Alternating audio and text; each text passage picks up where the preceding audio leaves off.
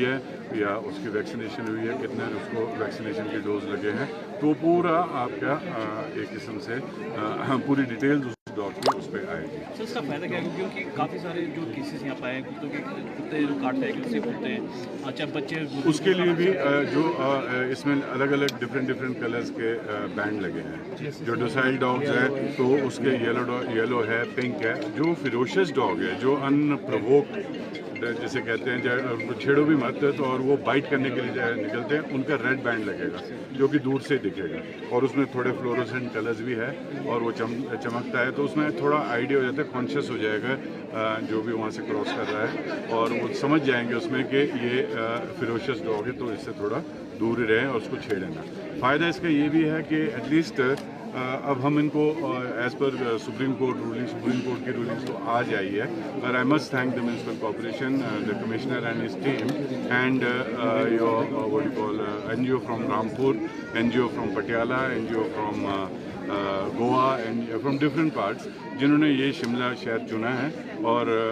यहाँ पे ये अभियान शुरू किया है। और इस अभियान के माध्यम से हम एटलीस्ट ट्रेस तो रख सकते हैं कि हमारे पास कितने स्ट्रे डॉग्स हैं और इनकी पॉपुलेशन कितनी कम हुई है या कितनी बढ़ी है। पर हम उम्मीद रखते हैं कि जब ये अभियान चला है और इनके जो ये QR कोड्स और जब ये कॉलर्स लग जाएंगे तो हमारे पास पूरी डिटेल रहेगी कि कितने डॉग स्टेरिलाइज हुए हैं और कितनी फीमेल स्टेरिलाइज हुई है और कितना हमारी वैक्सीनेशन हुई है। तो जब ये अकाउंट हमारे पास रहेगा, अभी तो अनअकाउंटेड था, और ये 34 के 34 वार्ड शिमला के जो है उसमें ये अभियान चल रहा है। शहर में सर की जो शहर के साथ जो फिलहाल तो अभी ये शहर में, हम तो अपने शहर की बात कर सकते हैं, तो शिमला में डॉग बाइट सबसे ज़्यादा रिपोर्ट्स आई थी। हर रोज़ ही आप लोग जानते हैं, आप तो मीडिया से हैं, हर रोज़ ही कम से कम यहाँ पे 2-2, 3-3 केसेस आ रहे थे and some of them were very brutal and it really showed on videos कि किस तरीके से स्ट्रे डॉग्स ने छोटे बच्चों को, लेडीज़ को या बुजुर्गों को यहाँ पे मतलब खाया है। तो हम ये चाह रहे हैं कि जो ये प्रोसेस है, इसको मेरे ख्याल में 28 या 29 को CM साहब भी आएंगे और इसको एक और जो इनका इसमें एक स्टेप और है जो कि एजुकेट कर रहे हैं स्कूलों में जाके क्लास 5 एंड बिलो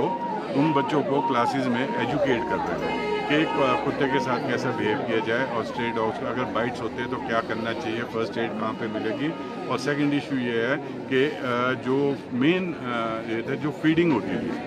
यहाँ पे कई NGOs थी जो मतलब अनप्लान्ड जगह में इनको फीड करते थे और वहाँ पे उनकी कंसंट्रेशन ज़्यादा हो जाती थी। अब म्यूनसिपल कॉर्पोरेशन ने ये भी बना दिया है इसका सिस्टम कि कहाँ कहाँ फीडिंग जोन्स है, सिर्फ फीडिंग वहाँ पे हो सकती है, अदरवाइज इट्स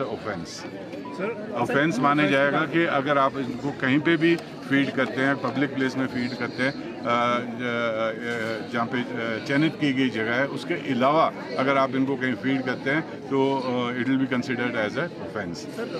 पट्टे लगाने से जो कुत्तों के काटने के मामले हैं वो कैसे कंट्रोल होंगे? नहीं, कुत्ते के काटने के मामले इसलिए कंट्रोल होंगे, जो एक लाल कलर का पट्टा है तो उसका जो बिहेवियर है वो उस कुत्ते को लगेगा जो फिरोशियस है और उसकी एक हिस्ट्री है, इसने पहले भी काटे हैं लोग और ये काट सकता है आगे भी, तो उससे बिहेवियर